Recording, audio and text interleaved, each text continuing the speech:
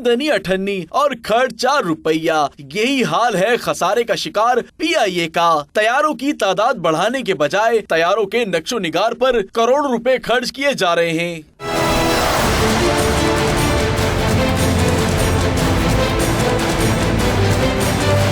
तैयारों पर कौमी जानवर मारखोर की तस्वीर की लॉन्चिंग तकरीब आज इस्लामाबाद में हो रही है।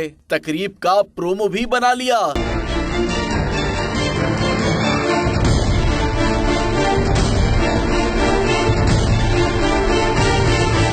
जराये के मुताबिक PIA इंतजामिया सिर्फ डिजाइन बनाने के लिए मनपसंद कॉन्ट्रैक्टर को 3.5 करोड़ रुपए अदा करेगी। डिजाइन की तब्दीली के बाद स्टेशनरी और दीगर अशिया पर भी करोड़ों रुपए का इजाफी खर्चा आएगा। मारखोर की तस्वीर लगाने के लिए तैयारों को ग्राउंड भी करना होगा, जिसकी वजह से PIA को लाखों रुपए माहाना नुकसान और शेड्यूल भी मुतासिर होगा।